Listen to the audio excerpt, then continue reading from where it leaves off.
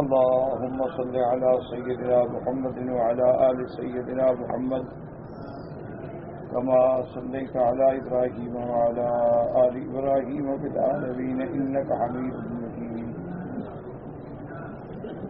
أعوذ بالله من الشيطان الرجيم. بسم الله الرحمن الرحيم. ليشهدوا منافع لهم ويذكر اسم الله في أيام معلومات على ما رزقهم من بهيمة الأنعام فكلوا منها وأطعموا البائس الفقير ثم ليقضوا تفثهم وليوفوا نذورهم وليطوفوا بالبيت العتيق. قال المؤلف المفسر رحمه الله تعالى: وقوله وليطوفوا بالبيت العتيق. قال مجاہد رحمه الله تعالى يعني الطواف الواجب يوم النحر. اس آیت میں اللہ تبارک و تعالی نے جس طواف کا حکم دیا ہے اس سے مراد طواف افاضہ یعنی طواف زیارت ہے، چونکہ یہ حج کے ارکان میں سے رکن ہے، یاد رکھیں. اس لیے علماء، مفسرین، محدثین، فقہا فرماتے ہیں کہ حج میں جو ارکان ہیں یعنی اگر رکن فوت ہو جائے تو حج نہیں مکمل ہوتا. تو ان میں انہوں نے فرمایا ہے کہ نیت ہے، احرام ہے، حضور عرفات ہے اور طواف زیارت ہے.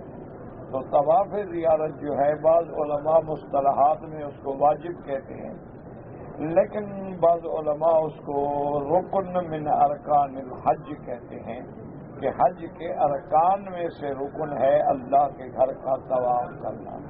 اب اس میں صرف اتنی اختلاف ہے ائمہ میں، طواف تو سب کے نزدیک لازم ہے، لیکن امام ابو حنیفہ رحمۃ اللہ علیہ فرماتے ہیں کہ طواف کا وقت جو ہے وہ 10 تاریخ کو شروع ہوگا، 10، 11 اور 12، یعنی 12 تاریخ 12 ذی الحج کے سورج کے غروب ہونے سے پہلے طواف کرنا.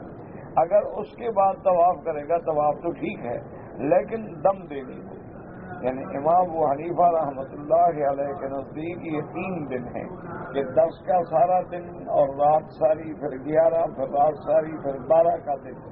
غروب شمس سے پہلے اگر اس نے طواف زیارت کر لیا ہے تو بالکل ٹھیک ہے. اگر بعد میں کیا ہے تو طواف زیارت تو ٹھیک ہے لیکن دم دینی ہو. اور بعض ائمہ کرام رحمہم اللہ فرماتے ہیں کہ نہیں، 13 تک بھی وہ طواف زیارت کر سکتا ہے. اور بعض علماء رحمہم اللہ تعالی اس سے اور بھی زیادہ ذی الحجہ کے دنوں میں بھی اجازت دیتے ہیں. جہاں تک حج کی صفا مروہ کا تعلق ہے تو صفا مروہ جو ہے یہ واجبات میں سے ہے، یعنی طواف زیارت کے بعد صفا مروہ بھی کرے گا. اگر صفا مروہ مثلا نہ کرے تو صفا مروہ کی تاخیر میں کوئی جرمانہ نہیں ہوگا. یعنی اگر ایک آدمی نے طواف زیارت تو کر لیا لیکن صفا مروہ نہیں دوڑا کہ بھی رش ہے، ازدحام ہے اور میں تو یہاں رہنا ہے 10-12 دن یا مکے رہنے والا ہوں، اور وہ بعد میں 8 دن، 10 دن، 15 دن کے بعد آ کے نفلی طواف کر کے صفا مروہ دوڑ لے تو جائز ہے، اس میں کوئی مشکل نہیں. تو اس لیے مفسرین رحمت اللہ علیہم اجمعین نے قرآن کی اس آیت سے بھی اور حضور صلی اللہ علیہ وسلم کے عمل مبارک سے بھی کہ اللہ نے بھی قرآن میں یہی ارشاد فرمایا ہے کہ ثم لیقضوا تفثهم ولیوفوا نذورهم ولیطوفوا بالبیت العتیق. تو اسی طرح ترتیب آ گئی کہ عرفات میں 9 کا دن ہوگا، پھر 10 کی رات مزدلفہ میں ہوگا، 10 تاریخ کو آ کے کنکریاں مارے گا، اس کے بعد قربانی کرے گا، قربانی کے بعد حلق کرے گا، سر مڈائے گا، احرام کھل جائے گا لیکن تحلل کامل نہیں ہوگا. یعنی تحلل اول تو ہو جائے گا کہ اب کپڑے پہننا جائز ہے، خوشبو لگانا جائز ہے، حجامت کرانا جائز ہے، لیکن بیوی حلال نہیں ہوگی، تحلل کامل نہیں ہوگا. تحلل کامل کب ہوگا؟ جب طواف زیارت کریں گے. اور یاد رکھیں جب تک طواف زیارت نہ کرے چاہے سال گزر جائے بیوی حلال نہیں ہوگی. اسی طرح اگر عورت نے طواف زیارت نہیں کیا تو خامد حلال نہیں ہوگا. اس لیے طواف زیارت اتنی ضروری ہے، اتنی اہم ہے کہ تمام لوگوں کو جو حج کریں اس کا بطور خاص خیال کرنا چاہیے. حتیٰ کہ فقہا رحمۃ اللہ علیہ فرماتے ہیں کہ مثلاً ایک بندے نے طواف زیارت نہیں کیا لیکن کوئی اور طواف کر لیا یا طواف الوداع کر لیا تو وہ طواف زیارت شمار ہوگا، کیونکہ 10 کے بعد جو بھی طواف کرے گا وہ طواف زیارت شمار ہوگا. تو یہ طواف جو ہے تحلل کامل کا ذریعہ ہے، اس کے بعد ہی تحلل کامل ہو. اور میرے آقا نے رحمت دو عالم نے سیدنا محمد الرسول اللہ صلی اللہ علیہ وسلم نے بھی، آپ نے بھی 10 تاریخ کو مینا میں آنے کے بعد جمرۃ العقبہ پہ 7 کنکریاں ماری، اور 7 کنکریاں مارنے کے بعد حضور صلی اللہ علیہ وسلم نے حجام کو بلا کے اپنا سر مبارک پہ اس طرح پھروایا، اور وہ بال مبارک جو تھے صحابہ میں تقسیم کر دیے گئے. وہی بال ہیں جو بعد میں صحابہ، تابعین اور مختلف لوگوں تک حضور صلی اللہ علیہ وسلم کا یہ ہدیہ مبارک پہنچا ہے. اس کے بعد حضور نے اپنا قربانی فرمائی اور حلق فرمایا، پھر غسل فرمایا، کپڑے پہنے، پھر آپ تشریف لے آئے طواف زیارت. تو حضور کا عمل بھی ترتیب سے ہے کہ پہلے کنکری ماری، اس کے بعد آپ نے قربانی فرمائی، قربانی کے بعد آپ نے حلق فرمایا، حلق کے بعد آپ پھر طواف زیارت کے لیے تشریف لے آئے. جو ائمہ فرماتے ہیں کہ ترتیب واجب نہیں ہے، اس کی وجہ ایک حدیث مبارک ہے کہ حضور صلی اللہ علیہ وسلم کی خدمت میں ایک صحابی آئے. انہوں نے آگے عرض کیا کہ یا رسول اللہ، میں نے کنکریاں تو نہیں ماری لیکن میں نے قربانی کر دی، میں نے حج کی بکری بھی کر دی لیکن ابھی تک میں نے کنکریاں نہیں ماری. اب میں ارم فلا حرج، اب جا کے مار لو، تم پہ گناہ نہیں ہے. اسی طرح ایک اور آدمی آیا، حضور صلی اللہ علیہ وآلہ واصحابہ وسلم سے پوچھا کہ یا رسول اللہ صلی اللہ علیہ وسلم کہ میں نے کنکریاں تو مار لی ہیں لیکن قربانی نہیں کی اور سر منڈا دیا. اچھا ٹھیک ہے، اب سر منڈا تم پہ کوئی گناہ نہیں. تو وہ اس حدیث مبارک سے استدلال کرتے ہیں کہ جب حضور نے فرمایا کہ بھئی اگر آگے پیچھے ہو گیا افعل فلا حرج، ارم فلا حرج، تو آپ نے اجازت دی ہے، تو لہذا یہ ترتیب واجب نہیں ہے. لیکن امام ابو حنیفہ رحمۃ اللہ علیہ فرماتے ہیں کہ سب سے پہلے آیت قرآن، اس کے بعد عمل رسول عربی صلی اللہ علیہ وسلم، اور تیسری بات یہ ہے کہ حضور سے جب کسی نے مسئلہ پوچھا غلطی کرنے کے بعد تو حضور نے رعایت دی. تو یہ تو رعایت ہے، تو جائز ہے، مطلب عمل تو وہی ہے جو حضور نے فرمایا صلی اللہ علیہ وآلہ واصحابہ وسلم تسلیما کثیرا. اور اسی طرح وہ ایک اور بھی دلیل فرماتے ہیں کہ حضرت ابن عباس رضی اللہ تعالی عنہ اس رعایت کی حدیث کے راوی ہیں، لیکن وہ خود کوئی مسئلہ پوچھ جاتا تو فتویٰ دیتے رہے کہ میں نے آگے پیچھے کیا تو دب کر گئے. تو فرماتے ہیں کہ حضرت ابن عباس جیسا آدمی، ابن المفسرین رحمت اللہ علیہم، اللہ تبارک و تعالیٰ کی کروڑوں رحمتیں ہوں، تو اس لیے مفسر رحمت اللہ علیہ فرماتے ہیں کہ اس طواف کا وَلْيَطَّوَّفُوا بِالْبَيْتِ الْعَتِيقِ جو ہے یہ وہ طواف ہے جو حج کا واجب ہے یا فرض ہے یا رکن. یہ اصطلاحات ہیں، ورنہ طواف سب کے نزدیک ضروری ہے، کہ کوئی اختلاف نہیں، کیونکہ یہ تو نص قطعی اللہ کے قرآن کا حکم ہے. اور جب تک طواف نہیں کرے گا تحلل بھی نہیں ہوگا، یعنی بیوی بھی حلال نہیں ہوگی. وقال ابن ابي حاتم حدثنا ابي قال حدثنا موسى ابن اسماعيل قال حدثنا حماد النبي حمزه قال لي ابن عباس تقرا سوره الحج يقول الله تبارك وتعالى وليطوفوا بالبيت العتيق فإن آخر المناسك الطواف بالبيت العتيق، یعنی سب سے آخر میں کیا معنی ہے؟ یعنی کنکریاں مارنے کے بعد، قربانی کرنے کے بعد، حلق کرانے کے بعد اب سب سے آخر عمل جو ہے جس سے تحلل کامل حاصل ہوگا وہ طواف ہے. اور اس کے بعد فرماتے ہیں قلت هكذا صنع رسول اللہ صلی اللہ علیہ وسلم. اب صحابی حضرت ابی حمزہ فرماتے ہیں کہ میں نے کہا اسی طرح حضور نے فرمایا وَإِنَّهُ لَمَّا رَجَعَ إِلَى مِنَى يَوْمَ النَّحْرِ. جس دن حضور صلی اللہ علیہ وسلم 10 تاریخ کو مینا تشریف لائے بدأ برمی الجمرۃ. سب سے پہلے حضور نے کنکریاں ماری. لیکن یاد رکھو 10 تاریخ کو صرف ایک جمرے پہ مارنا ہے, جمرۃ العقبہ, جس کو کہتے ہیں بڑا جمرہ. اور اس کی نشانی یہ ہے کہ جب آپ مینا کے آئے نا تو جو آخر میں آئے وہ جمرہ عقبہ ہے. اگر مکے سے جائیں تو جو پہلے آئے گا تو وہ جمرہ عقبہ. اب تو خیر لکھا ہوتا ہے, ہر زبان کے اندر کوئی مغالطے کی بات نہیں ہے, لیکن بعض لوگ پھر بھی غلطی کرتے ہیں, اللہ ہدایت دے.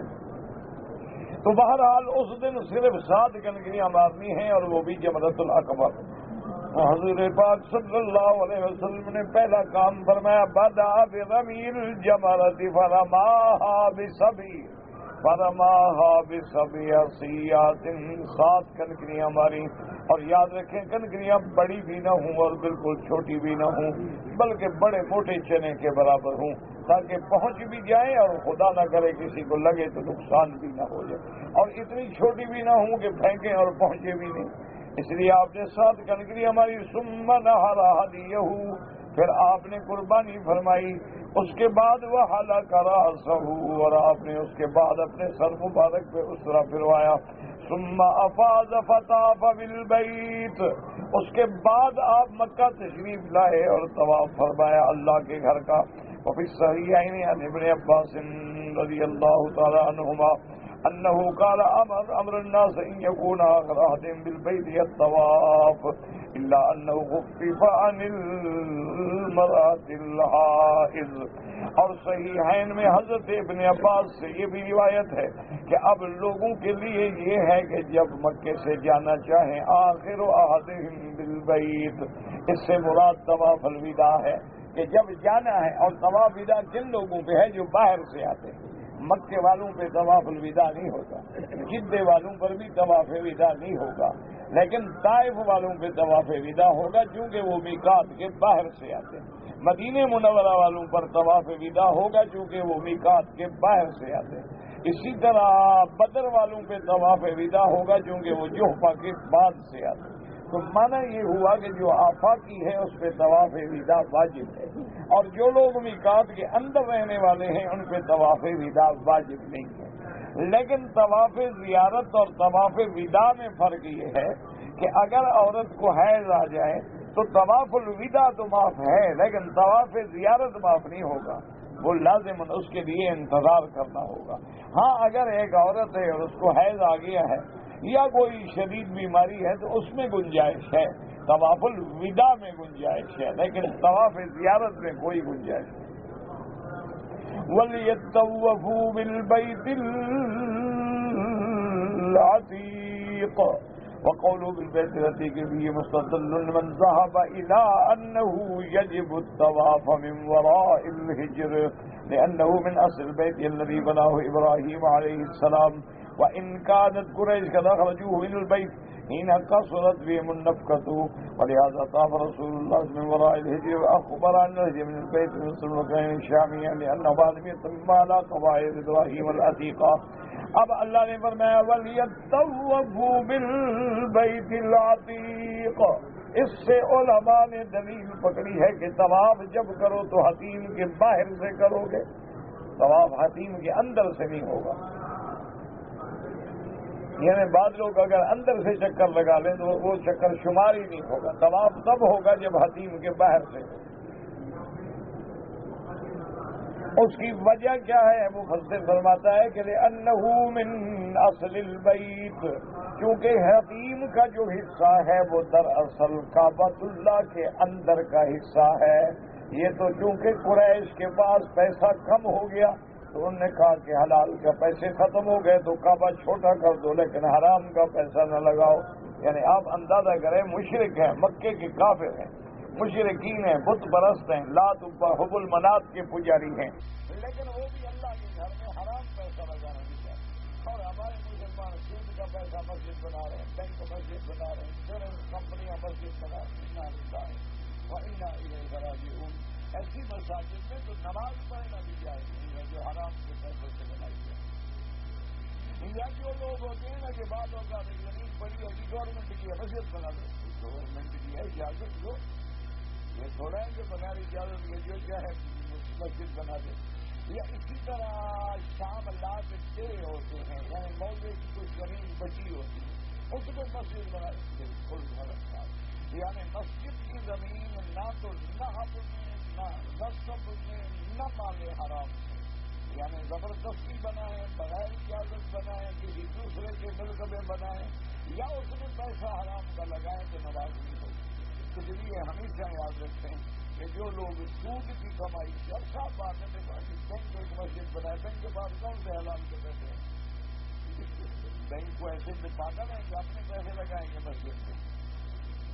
بینک جو ہوتے ہیں نا یہ تو بڑے بینکر جو ہیں یہ تو بڑے شاطر ہوتے ہیں, یہ پیسہ تمہارا ہوتا ہے سارا.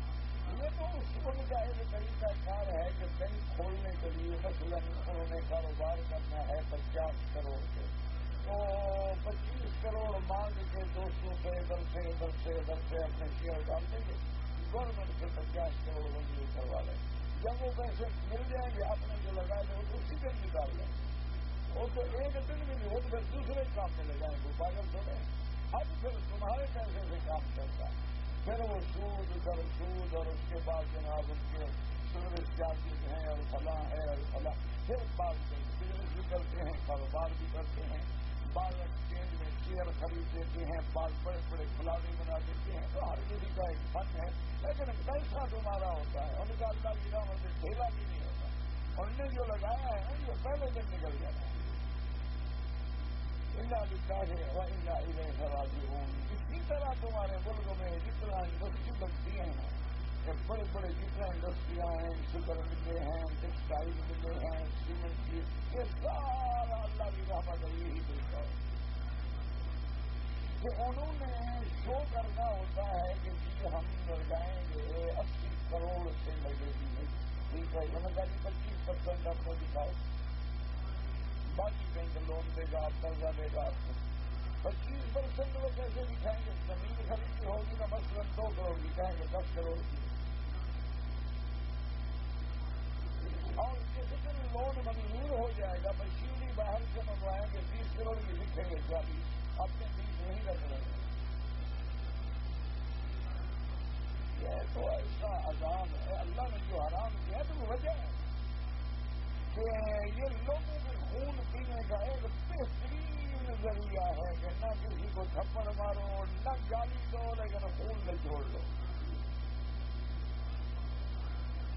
اسی لیے کیونکہ یہ سارا یہودیت کا دماغ ہے, یہودیت کا فکر ہے, اور انہوں نے دنیا میں, یعنی آپ حیران ہوں گے کہ اب اصلاً ہم حاجی پہ آتے ہیں تو وہ ہمیں مشورہ دیتے ہیں کہ جی حاجی کو پیسہ نہیں رکھنا چاہیے, پیسے گر جاتے ہیں, جیب کٹ جاتی ہے, چوری ہو جاتی ہے, آپ ٹریولر چیک کریں.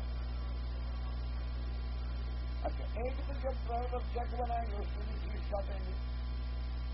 پھر جب ٹریولر چیک آپ کے پاس بن گیا فائدہ کیا ہے جی, جب گم ہو جائیں ٹھیک ہے جی سائن کریں, بینک میں چلے جائیں, آپ کو اور مل جائیں گے. اب ہر آدمی پیسے ڈالے گا.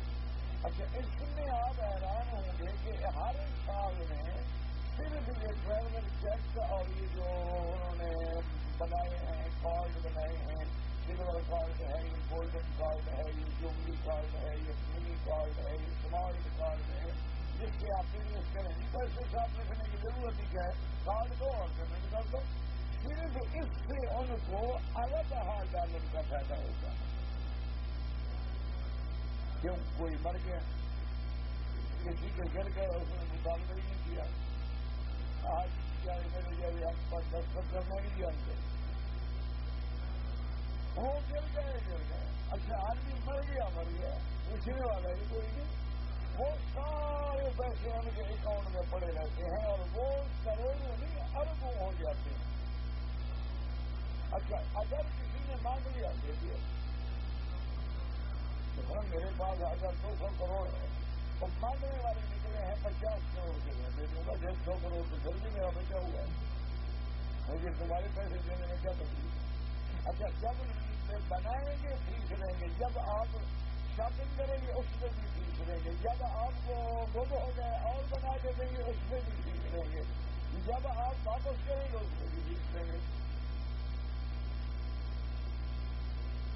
ایک ایسا چکر ہے، اسی لیے جس ملک کو برباد کرنا ہونا وہاں وہ قرضہ دے دیتے، بس سمجھیں کہ وہ ملک ہمیشہ کے لیے غلام ہو گیا۔ اچھا پھر جناب یہ ہوتا ہے مثال کے طور پر کہ آپ نے قرضہ لیا مثال کے طور پہ 1 ارب ریال، اس وقت کرنسی کا ریٹ تھا 1 ریال کے 3 روپے، تو گویا آپ نے 3 ارب دینا تھا 1 کے بدلے۔ اب آپ کی کرنسی ڈاؤن ہو کے 16 پہ چلی گئی تو اب آپ 1 کا 16 ارب دیں گے، پھر بھی ان کا بھلا۔ اسی طرح وہ کہیں گے کہ آپ نے ہمارا قرضہ دینا ہے، آپ کی کرنسی نیچے کریں چیزیں سستی ہو تاکہ باہر بکے اور قرضہ اترے۔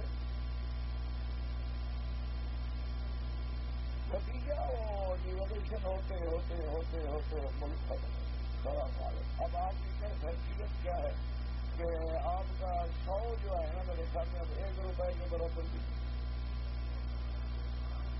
ہم جب ابتدا میں وہاں تھے تو اس دور میں ایک متوسط ہمارے ضلع کے ہیڈ کوارٹر پہ ہوٹل کا کمرہ 5 روپے میں مل جاتا تھا، 5 روپے کرایہ، 2 اس میں باقاعدہ بیٹھے ہوتے تھے، میز 2 کرسیاں اور صاف ستھرا کمرہ 7-5 روپے۔ اب اسی کا کرایہ ہے 200۔ سب سے پہلے آپ کے یہاں جو 5 اسٹار ہوٹل بنا تھا نا انٹر کانٹیننٹل، تو اس کا پوچھے کا ریٹ تھا 12 روپے، اب ہوگا تقریباً 450-500 روپے۔ اس پر تو بچپن تھا نا، ہمیں شوق ہوتا تھا دیا کہ ہوٹل میں جا کے کھانا کھائیں، اب تو دل نہیں کرتے، اللہ بچائے، موقع بھی ملنے کی کوشش کرتے ہیں کہ نہ کھائیں، پتہ نہیں کیا ہوگا، حلال ہوگا حرام ہوگا، پتہ نہیں 2 مہینے پرانا ہوگا 6 مہینے پرانا ہوگا، تو صحیح شفٹ کردہ مال ہوتا ہے نا، ان کی دکان پھیکا پکوان، ان سے جو ہمارے سڑک پر جو ٹرکوں کے اور ڈرائیوروں کے ہوٹل ہے نا یہ بڑی اچھی کھانا دیتے ہیں، یہ بیچارے صاف ستھرا اسی وقت بنا دیتے ہیں۔ تو بہرحال کہنے کا مقصد یہ ہے طریقہ، اسی لیے لیور آف اکانومی جو ہے نا وہ یہودی کے ہاتھ میں۔ اب تو انہوں نے جناب ایک ایسا اور مسلمان ہم لڑنے لگے ہوئے ہیں، بس نماز پہ لڑائی ہے، سجدے پہ لڑائی ہے، رکوع پہ لڑائی ہے، عورت مرد کی نماز پہ لڑائی ہے، حج کے مسئلوں پہ لڑائی ہے۔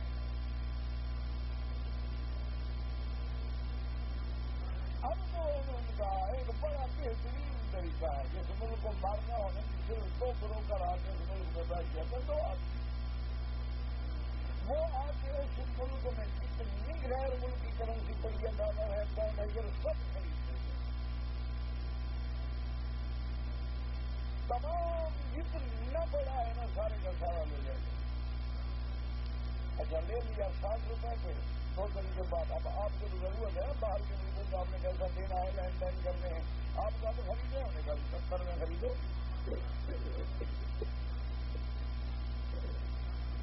جب چاہیں جہاں چاہیں آپ کے اسٹاک ایکسچینج کریش کرتے ہیں،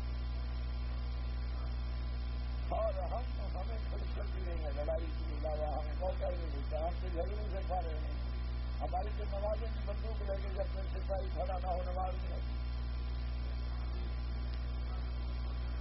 انا للہ و انا الیہ راجعون کہ دشمن اس تحقیق میں لگا ہوا ہے کہ وہ اس لطفے میں اللہ نے جو رسومات رکھے ہیں، جو دینیات رکھے ہیں، وہ ان کو پڑھنے تک پہنچ گیا ہے، وہ کلمنگ تک پہنچ گیا ہے، اور ہم اپنے جلد میں پیسہ آ گیا، اس نے مقدمہ کر دیا، اس کے خلاف جھوٹا دعویٰ کر دیا، کسی کی لڑکی اور وہاں کر لی، کسی کو ڈنڈا مار دیا، دماغ خراب ہو گیا تو پیسہ آ گیا، اس سے لڑائی، اس سے لڑائی، اس سے لڑائی، جو کمایا سب لگ گیا۔ وہ اپنے نظرے، حالانکہ ہمارا سبق تھا کہ سب سے پہلا سبق اللہ نے ہمیں کر دیا تھا کہ براب اس میں ربی کل لگی خلق الانسان من علق. سب سے پہلا سبق ہمیں تھا کہ اللہ نے تمہیں پیدا کیا ہے تخلیق انسانی پہ غور کرے. ہمیں غور کا وقت نہیں ملتا. ہمیں اپنے جھگڑوں سے فرصت ہو تو وقت ملے. ہمیں تو بڑے بڑے مسئلے ہیں یہ کب حلال ہے یا حرام. ہمارا تو مسئلہ ہے کہ احرام میں چادر کو گرہ لگا سکتے ہیں کہ نہیں لگا سکتے. ہمارا تو مسئلہ ہے کہ جب حجر اسود پہ کھڑے ہوں تو 2 ہاتھ ہوں کہ 1 ہو، انگلیاں بند ہوں کہ کھلی ہوں. ہم کیسے لڑ رہے ہیں؟ انا للہ و انا الیہ راجعون. ہماری بدقسمتی ہے اور کیا کہہ سکتے ہیں. ہمارے گناہ کی وجہ سے ہم پر اللہ کا عذاب ہے. اللہ رفع کرنا. 57 اسلامی ملک ہیں صرف تقریباً. ان سارے ملکوں میں 400 یونیورسٹی ہے. 57 اور کافروں کے ایک ملک کے ایک شہر میں 1000 یونیورسٹی ہے. اب ذرا ٹھنڈے دیکھو اور ٹوکیو میں 1000 یونیورسٹی. اچھا تمہاری 400 یونیورسٹی میں اوسطاً اگر ہم لگا دیں کہ ہر سال ایک بندہ پی ایچ ڈی کرے گا تو چلو سال میں 400 پی ایچ ڈی نکلے گا. ان کے تو ایک شہر سے 1000 نکلے گا. کیسے مقابلہ کرو؟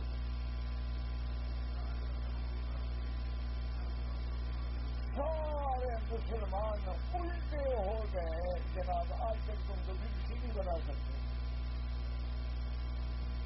پچی کولا، کوکا کولا، میرنڈا، 7 اپ، یہ بیوریجز جتنے ہیں یہ چین ہے. اس کا کوئی نہیں بنا سکتا. ان سے آپ طرف منگوائیں گے مٹیریل وہ بھیجیں گے. پانی آپ کے ملک کا ہوگا.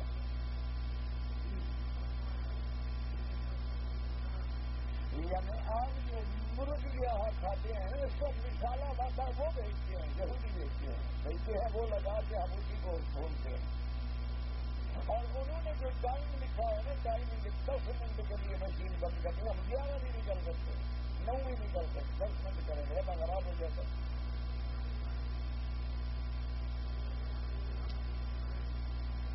کپاس تم پیدا کرتے ہو وہ تم سے لے لیں گے 800 روپے من. اسی کپاس کو صاف کر کے دھاگا بنا کے وہ اس سے کمائیں گے 5000 روپے من. آلو تم پیدا کرتے ہو وہ جناب اس کے اسٹک بنا رہے ہیں، چپس بنا رہے ہیں، اس کے گمبری بنا رہے ہیں. یہ ہیش پوٹاٹو ہے، یہ میش پوٹاٹو ہے. یہ جناب کس طرح اسی آلو کو جو تم سے انہوں نے 20 روپے کلو لیا ہے وہی تمہیں 200 روپے میں دے دیں.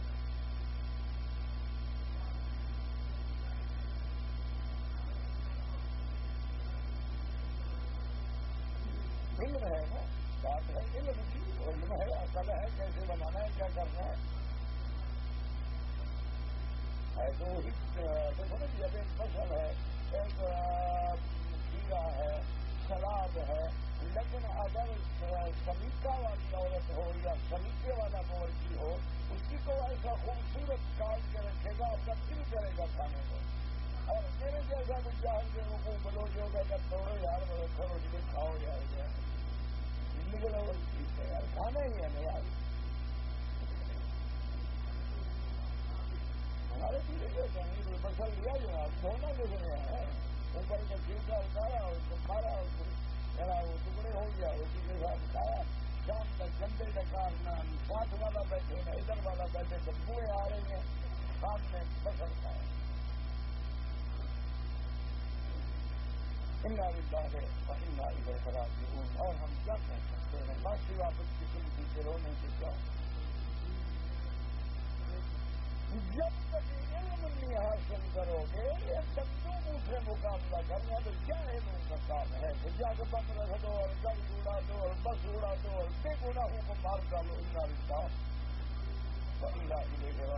کا کیا گناہ ہے یار جو بیچارے گھر میں آرام سے سوئے ہوئے تھے. وہ مظلوم لوگ ہیں ان کا کیا گناہ ہے تمہیں جانتے نہیں انہوں نے کیا کیا ہے.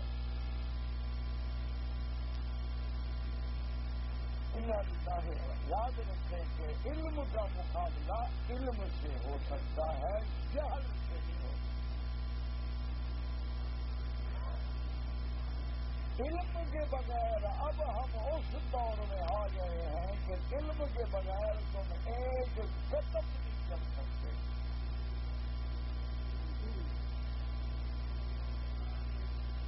اب آپ دیکھیں کہ زراعت میں لوگ علم میں اتنی آگے بڑھے ہیں کہ ہم جو ایک مربے سے کمائی لیتے ہیں نا وہ 1 ایکڑ سے لے لیتے ہیں. ہم 25 ایکڑ کاشت کریں وہ 1 ایکڑ. کیوں؟ ان کا برین ہے دماغ ہے کہ بھئی اس وقت دنیا کو کس چیز کی ضرورت ہے کون سا بیج استعمال کرنا ہے.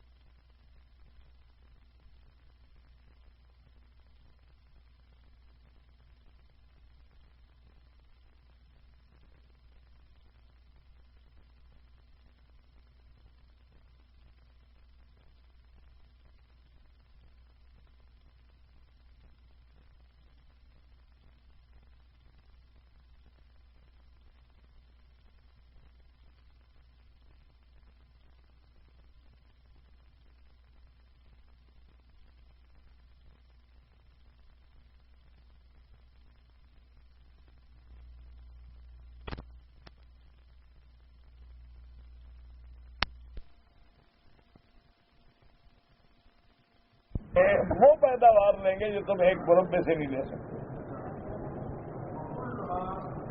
ہمارے پانی ضائع ہو رہے ہیں، بارشیں آئیں گی، سڑکیں بھر کے تباہی پھیلا، پانی گیا. کوئی ڈیم ہے نہیں کہ ہم محفوظ کر لیں کہ سارا سال فائدہ اٹھائیں. ہم تو ڈیم پھول ہیں نا.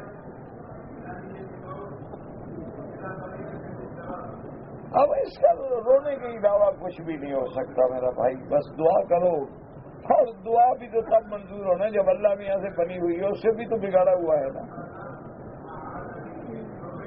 ورنہ دعائیں بھی تو منظور تب ہونا جب اللہ میاں سے بھی بات بنی ہو. ادھر سے بھی تو ہم نے بگاڑا ہوا ہے. وہ فرماتا ہے میرے نبی کی شکل بناؤ، ہم کہتے ہیں ہم کافر کی بنائیں گے.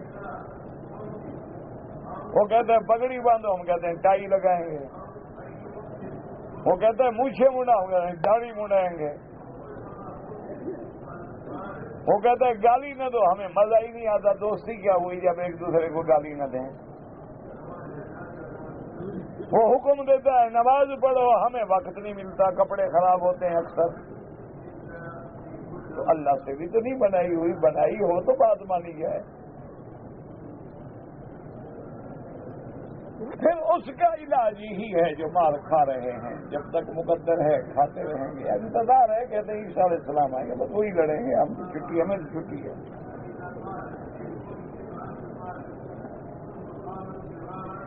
انا للہ. اس لیے اب دیکھیں کہ قریش ہیں، کافر ہیں، لیکن سب اخرجوہ من البیت، ان نے نکال دیا تھا. کیوں؟ کثرت کی منفقت ہو کے حلال کا پیسہ ختم ہو گیا. فلہذا قام رسول اللہ صلی اللہ علیہ وسلم من وراء الحجر. میرے پاک نبی نے جب طواف کیا تو حجر کو باہر سے کیا، اور آپ نے ان دو کناروں کو ہاتھ بھی نہیں لگایا. وجہ کیا تھی؟ کیونکہ یہ تو کعبے کے اندر ہے، یہ تو اصل مت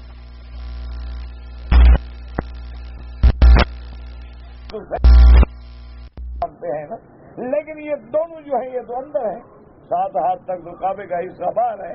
اس لیے حضور پاک نے ان دونوں کو ہاتھ بھی نہیں لگایا، اور طواف جو ہے وہ بھی آپ نے حتیم کے باہر کیا. اس طرح فرماتے واخبر ان الحجر من البیت، اور حضور پاک نے خود ارشاد فرمایا کہ یہ حتیم پاک جو ہے یہ کعبۃ اللہ کے اندر کا حصہ ہے. اس لیے بی بی عائشہ نے جب پوچھا تو آپ نے فرمایا جب تم چاہو کہ کعبے کے اندر نماز پڑھوں تو حتیم میں جا کے نماز پڑھ لو. حتیم کے اندر نماز پڑھنے کا معنی یہ ہے کہ ہم نے گویا کعبۃ اللہ کے اندر نماز پڑھی ہے. وَلَمْ يُصَلِّ مِنْ الرُّكْنَيْنِ الشَّامِيَّيْنِ، ان دو کونوں کو حضور پاک نے ہاتھ نہیں لگایا. ان دو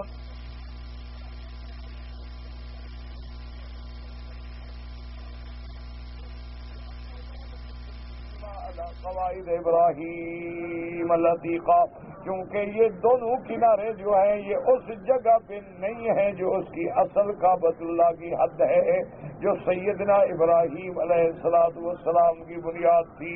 فلہذا قال ابن ابی حاتم حدثنا ابی قال حدثنا ابن ابی عمر العدنی قال حدثنا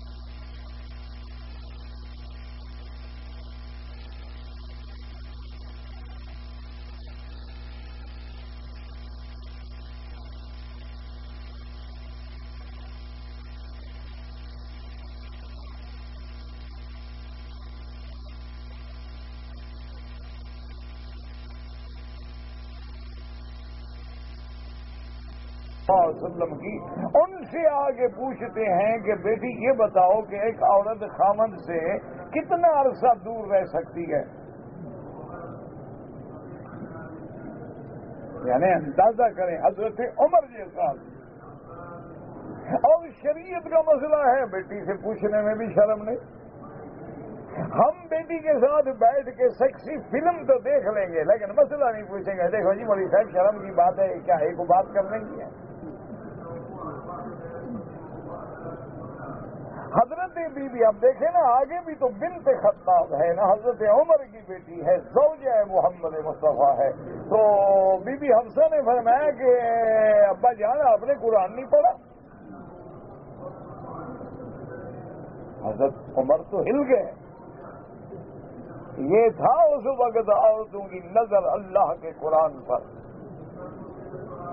آج بھی ماشاءاللہ عورتیں بڑی ذہین ہیں۔ انا للہ و انا الیہ راجعون۔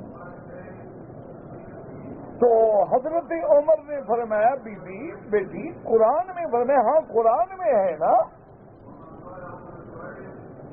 تو حضرت عمر نے فرمایا کہاں ہے؟ انہوں نے کہا اگر عورت کا خامند مر جائے تو کتنی عدت ہے؟ تو حضرت عمر نے فرمایا 4 اشہر 4 مہینے 10 دن۔ انہوں نے کہا اللہ جانتے ہیں نا کہ اس سے زیادہ پھر عورت رہ جائے ہے دوسری شادی کر لے، ورنہ عدت زیادہ رکھتے۔ تو اس لیے پھر حضرت عمر نے حکم جاری کر دیا اپنے تمام کمانڈرز کو اور تمام گورنرز کو کہ کوئی سپاہی کوئی فوجی گھر سے 6 مہینے سے زیادہ باہر نہ رکھا جائے، کہ لازماً 6 مہینے کے اندر آئے تاکہ اپنے بیوی کے حقوق ادا کرے اور بیوی بھی اپنے خاوند کے حقوق ادا کرے۔ باقی مجبوری ہے، غربت ہے، لوگ نوکری کے لیے آئے ہیں، اگر تمہارا اطمینان ہے کہ بیوی کی عزت محفوظ ہے، کوئی خطرہ نہیں ہے، تو 1-2 سال پہ وہ بھی راضی ہے کہ چلو کچھ مستقبل بچوں کا بن جائے، تو انشاءاللہ نکاح پہ تو کچھ نہیں ہوگا لیکن حقوق تو ہے نا۔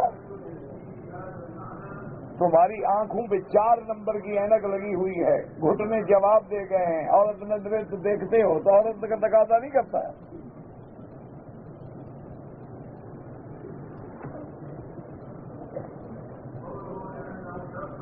کہتے جی میرے بھائی کو شوگر کی بیماری ہے، میرا بھائی اللہ سے دعا کرو، یہ لا علاج بیماری ہے اور یہ بڑی خبیث بیماری ہے، اللہ ہر مسلمان کو بچائے۔ اللہم انا نعوذ بک من البرص والجذام ومن سیء الاسقام۔ یہ ایسی بدبخت بیماری ہے کہ پھر 100 بیماری کے پیدا ہونے کا ذریعہ بن جاتی ہے، لیکن اس کے بارے میں ڈاکٹر یہ کہتے ہیں کہ یہ بیماری ایسی ہے جیسے کوئی چھپ کے کاٹنے والا کتا ہوتا ہے نا، وہ کہتے ہیں اس طرح ہے کہ ڈنڈا ہاتھ میں رکھو تو کتا نہیں آئے گا، جس دن ڈنڈا تم نے یوں کیا کتا فوراً کاٹ لے گا۔ بس اس پہ کنٹرول رکھو، میٹھے کے پاس نہ جاؤ، اور روزانہ 10 طواف کرو، بالکل لگاتار 10 طواف کرو، یا اگر دور رہتے ہو تو کم از کم 6 کلومیٹر کی واک کرو، 3 کلومیٹر جاؤ 3 کلومیٹر آؤ، میٹھا کھانا بند کر دو، مکسی کی روٹی کھاؤ، بالکل انشاءاللہ کوئی ٹیکا شیکا لگانے کی ضرورت نہیں پڑے گی، اس کا علاج ہی چلنا ہے۔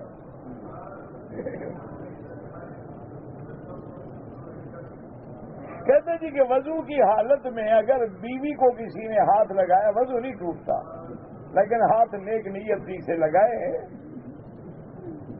گڑبڑ نہ ہو، نہ ہو اس میں شابت سے مادہ فاصلہ ہی خارج ہو جائے پھر تو وضو ٹوٹ جائے گا نا۔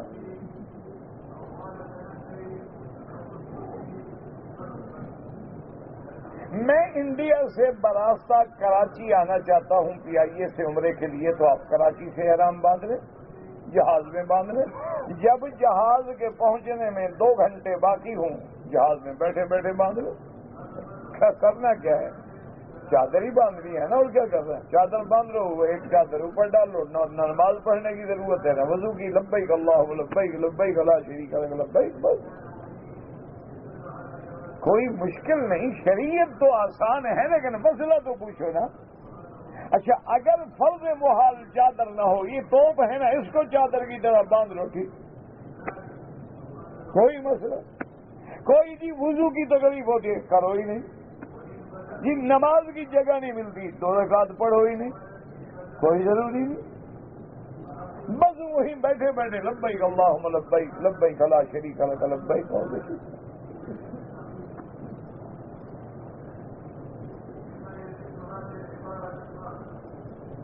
عورت کے چہرے کا نقاب ہے بالکل ہے، کیونکہ بی بی عائشہ فرماتی ہے ہم احرام کی حالت میں بھی صدلنا علی وجوہنا، اگر مرد آتے تو ہم کپڑا اپنے چہروں پہ گرا لیتی۔ تو بھئی پردہ ہے فتنے کو روکنے سے، فتنہ سب سے بڑا ہوتا ہی چہرے میں ہے، اگر چہرہ کھلا ہے تو باقی پردے کی ضرورت کیا ہے پھر؟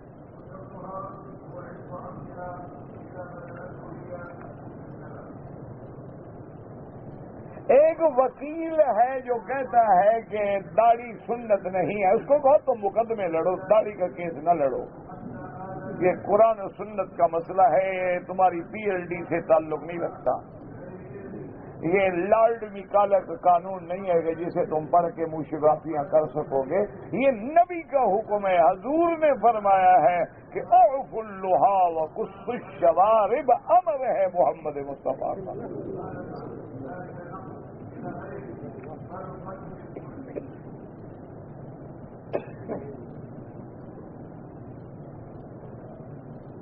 جی کہ میں ٹورنٹو سے آیا ہوں اور میں نے کم علمی اور نااہلی کی وجہ سے عمرے کا احرام مکے میں باندھا ہے۔ ماشاءاللہ ٹورنٹو میں رہنے کے بعد بھی کم علم ہو تم، اپنے ملک سے ٹورنٹو پہنچ گئے، وہاں کی رہائش حاصل کر لی، وہ تو تمہیں علم بھی تھا، عقل بھی تھا، اور وہاں کی امیگریشن کے قوانین کو بھی تم سمجھتے تھے، لیکن صرف عمرہ نہیں سمجھ آیا کہ علم نہیں تھا۔ آپ کا دو نقصان ہو گئے، ایک میقات کے عمرے سے آپ محروم ہو گئے، اور دوسرا آپ پر دم بھی پڑ گئی، ایک بکری دم بھی ادا کریں اور عمرہ بھی کریں آپ، لیکن جو عمرہ جس کے لیے آپ آ رہے تھے وہ تو آپ نے ضائع کر دیا۔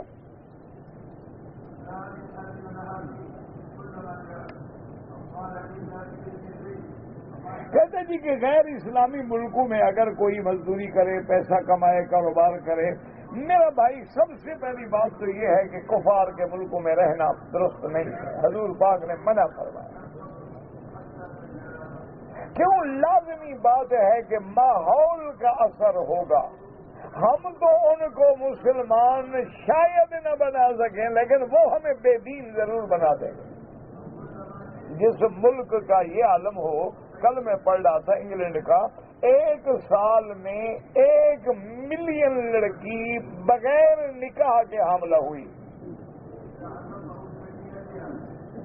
کنواری مائیں 1 ملین 10 لاکھ۔ تو اس لیے میرا بھائی اگر تمہیں اپنے دین پر یقین ہے اور وہاں رہ کر اپنے عقیدے کی اور اپنے اعمال اسلامی کی کنٹرول کر کے دین پھیلانے کی نیت سے رہنا چاہتے ہو تو بالکل رہو، صرف پیسہ کمانے کے لیے نہ اپنے آپ کو کافروں میں رکھو۔ اللہ نے پیسہ دینا ہے تو مسلمان ملکوں میں بھی مل جائے گا، اور نہیں دینا ہے نا وہاں بھی نہیں ملتا۔ کئی میرے وہاں دوست ہیں جو 2-2 4-4 سال سے گھر نہیں آئے، میں ان سے پوچھا، میں نے کہا یار کیوں نہیں آتے؟ انہوں نے کہا جی پیسے نہیں ہیں۔ میں نے کہا یار یہ تمہارے پاس یہ لمبی لمبی گاڑیاں ہیں اور ویل فرنسڈ گھر ہیں اور سارے جدید لوازمات، 50-50 انچ کے ٹی وی ہیں اور یہ ہے۔ میں نے کہا جی یہ تو قسطوں کا مال ہے، حضرت جتنا کماتے ہیں قسط میں جا رہا ہے یا ٹیکس میں جا رہا ہے، ہمارے پاس تو ٹکٹ کے پیسے نہیں کے گھر جائیں۔ وہاں بھی یہ حشر ہے، یہ نہ سمجھو کہ وہاں درختوں پہ پیسے پڑے ہوئے ہیں۔ ریاض سے آ رہا تھا، بیلٹ وغیرہ نہیں تھی، چھوٹا موٹا سامان رکھنے کے لیے کپڑے کی سلی ہوئی تھیلی احرام کے اندر سے لٹکا لی، کوئی حرج نہیں، کچھ نہیں ہوتا۔ حرم میں ایسے گناہ کا خیال کرنا جو آدمی کر ہی نہیں سکتا، وہ تو خیال نہ ہوا نا، اس کے بس میں ہے ہی نہیں، کر ہی نہیں سکتا۔ عمرہ کیا، مشین پھروائی، دوسری دفعہ اس طرح پھروایا، ٹھیک ہے کوئی بات نہیں۔ آج کل لوگ کہتے ہیں کہ بغیر محرم کے عورت سفر کر سکتی ہے، پہلے زمانے میں تو اس لیے سفر عورت کا بغیر محرم کے منع تھا کہ پیدل کے سفر تھے، راستے میں راتیں گزارنی پڑتی تھیں تو خطرہ ہوتا تھا۔ اب تو ہوائی جہازوں کے سفر ہیں، خطرہ نہیں رہا، تو اس پر تو یہ بھی کہہ سکتے ہیں پہلے کتے گندے ہوتے تھے، اب تو شیمپو سے دھلے ہوئے ہیں، یہ بھی حلال ہو گئے۔ کیا خیال ہے آپ؟ اس وقت جنگل تھا نا جی، کتے شتے میلے کچیلے گلیوں میں گند میں پڑے ہوتے تھے، اب تو صاحب کے ساتھ کار میں بیٹھتے ہیں، شیمپو سے نہاتے ہیں، بسکٹ کھاتے ہیں، اب کیوں حرام ہے؟ میرا بھائی گناہ ہوائی جہاز میں بھی ہو سکتا ہے، گناہ گاڑیوں میں بھی ہو سکتا